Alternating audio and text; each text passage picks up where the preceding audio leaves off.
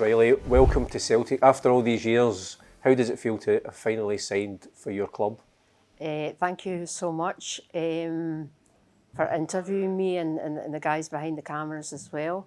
What does it feel? I first came to Parkhead, I must have been about, 12-year-old. I was in the jungle. I got a lift over as a wee boy then because I'd cut my hair back, short back and sides to play football. But anyway, my first impression at Parkhead, I'd fell in love with the Celtic team, and I could actually have touched Jimmy Johnson playing in the wing, and his magic just mesmerised me, and it was love at first sight. Not just about Jinky, but the whole Celtic team, the whole atmosphere in the jungle.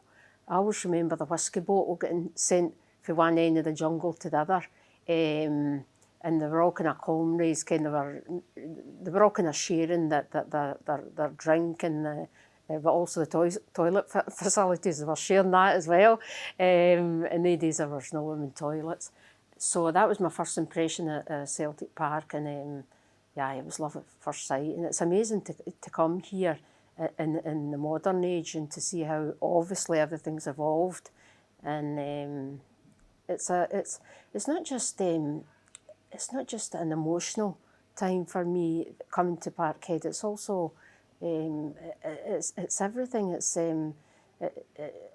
I'm just so proud of the club, the way it's evolved in the men's, and obviously for the women's team, that's what I'm here for. So yeah, it's a proud moment for me.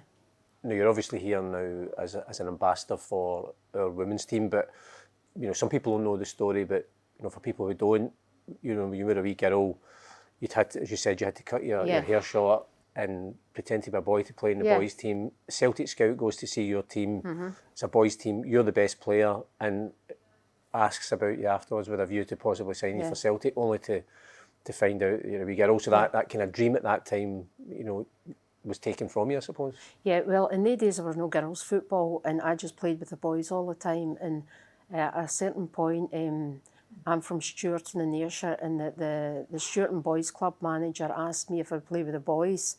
He said, you'll need to go to the barber's and get a boy's haircut, and we'll need to give you your kit, your strip before the game. You can't come in the dressing rooms, and you'll need to change your name from Rose to Ross to play in obviously, my teammates knew I was a girl, but the opposition didn't. There was one particular game I'd run riot, and I'd scored 8 goals, and there was a Celtic scout, I think it was called the S form in the days. They used to scout like for wee boys that thought were up for a Celtic career. And so the manager says, he said to the manager, I want to sign that wee number 7. That's a great number to have, isn't it, if you're a Celtic fan? And he says, no, it's a wee lassie. He says, no, the one that scored the 8 goals. He says, it's still a wee lassie. And I went over to speak to him, and I was gutted. I thought, if I'm good enough, why can I not play for Celtic? But of course, I was just a kid at the time, about 9-year-old. So that's how I started. I kind of, to play the beautiful game, as I call it, I actually changed my gender. In the days you didn't speak about gender, but I would have been anything just to play at football. So I was a wee boy, Ross. I get bullied for it and whatever. Everybody called me a weirdo, like in my village or at school or whatever. But I didn't care. I thought, if somebody's got a problem with me, that's their problem, it ain't mine. And that's how I used to get on in life. Not listen to the bullies or whatever. I wanted to play at football, and I was going to play at football, and I wasn't caring what anybody else thought. I mean, you touched on the fact, obviously, I think we're lucky enough to have came to Celtic Park and be able to experience the jungle, but you see the stadium's just extraordinary now. But the fact is, we now have a women's team, so young girls, they can come through our academy, they can train, they can play, and as Celtic supporters, you now have that. It's not a dream, it's a reality. If you're good enough, you get the chance to wear that green and white hoop jersey. Absolutely. Now that the young girls can aspire to that and to play for the team that you support more than anything else is a bonus. The facilities are excellent. The girls were fantastic when they come up to meet us before at the breakfast time. Very well disciplined. They say hello to everybody. It doesn't matter what member of staff it is. And I've spent about the last hour talking to Fran. Well, actually, I didn't talk to Fran. Fran spoke to me, and I think we've got the same passion for football. We weren't just talking about the women's game, but football in general. And we're lucky to have Fran as a coach, absolutely, for the passion he's got and the passion he shows. I mean, in terms of your role as an ambassador, what do you see that as, or what do you think you can bring to the club and to the women's game? Well, I don't know if I can bring anything to the club. As an ambassador, it's just a proud moment for me. I can speak to the girls. I can. I don't mean ask them if they need anything, but I can listen to their football stories and just be a voice for them, just to be there for them, and just kind of, how would you say it, spread the word.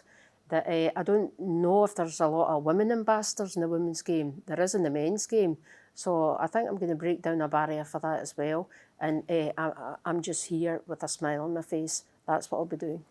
I've heard you saying before in a few interviews that over the course of your career, you never, if there was any obstacles, you didn't get around them or under them. Yeah. You just went through them, and kind of to your point, you're there to break down barriers, to keep pushing the women's game forward. Yeah. In fact, there's a sports centre named after me in Stuart. It's the Rose Reilly Sports Centre, state-of-the-art sports centre, where I used to play in the pitch. That's where I honed my football skills. It used to be red ash with bits of glass. I'm sure I've still got bits of glass in my knees from my growing up there. And there is a phrase that I use, and it's in the gym in there, and it said, whenever there was a hurdle, I called it obstacle hurdle, I didn't jump over it or go under it or go around it, I just smashed them down. And that is still my attitude, because I think in the women's game there is still a lot to do. I don't want men to decide for women, I want women to decide for women. And I think that's what's lacking in the girls' game. I mentioned right at the start, obviously you told the story about the Celtic scout, coming to see you, and some people will know that your life story, it's been a stage play, there's been a documentary, there's talk of it being a film now. I was wondering, I went to see the stage play and more and more, and at the end of it you went up on stage. Yeah. I wonder how that felt when you're sitting in the audience looking at someone else playing you and telling your story. Yeah, at first it was weird. Maureen Carr, who's from Still Game in River City, she phoned me one day with a wee, "You're going to make a play about you, Rose." And I thought, how are you going to make a play about me? You know what I mean? It's a football story. It can't go on stage. But then we met up with her and the writer, Lorna Martin. And nothing, it's basically, it's my story. And then they got an actress, Christina Strachan, who was copying me. I didn't know that. Copying my lipstick, my swagger, my cheekiness perhaps. And I thought she was a better Rose than I was. So I was raging. Because I mean, I don't know, sometimes people are quite modest about their own achievement stuff, but when you actually look at your football achievements in terms of, ignoring the ban that the SFA gave you, like a lifetime ban, you go over and you're one of the best players in the world. You're successful in Italy, you're successful in France. You help Italy win what would be kind of the precursor to the World Cup. Mundialito. You're the only, British woman to be a world champion, as it were. Yeah. And those are extraordinary things that should be told, because again, it's an inspiration, I think, particularly given the hurdles, as you say, that were put in front of you. Yeah, I think it's good. It would be good for the young ones, I better speak correctly, the young ones, maybe to see my story and they can decide for themselves what I am for them or who I am for them. Really the battles that had to be won for the girls to play today. Yeah, and one of the things I've always, when I've ever read anything with you or any interviews, one of the things I always think is brilliant is that there never seems to be any regrets, as in, you could say, I wish there was a women's team at the time, but actually what you're doing is, there's just this real positivity of like, we are where we are now, this is brilliant for the girls of now and the next generation. Absolutely. And let's just build on that. Yeah, I've had a couple of interviews like that. It's the same with the faceless men in suits that banned me for life for playing for my country. I was never angry at them. I was never sad about it. I just, as my motto would say, don't think, just do. So they decided that they were going to ban me. As I said, that's their problem, ain't mine. So I just walk away. And then hey-ho, the Italian national team want me. And when I won the Mundialito and I was proclaimed the best female football in the world, it was always a Scottish heart beating under an Italian jersey. That's without a doubt. So for the girls of today, I don't know. I've just so much admiration for them. I'm happy for them.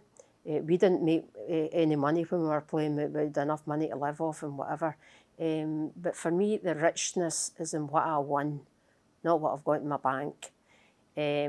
Which is nothing, by the way. Anyway, for the girls of today, I'm so proud of them, and I'm happy as if they're my daughters.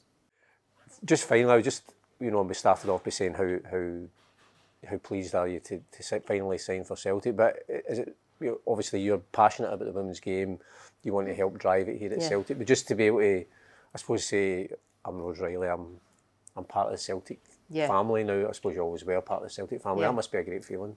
It's a sense of belonging.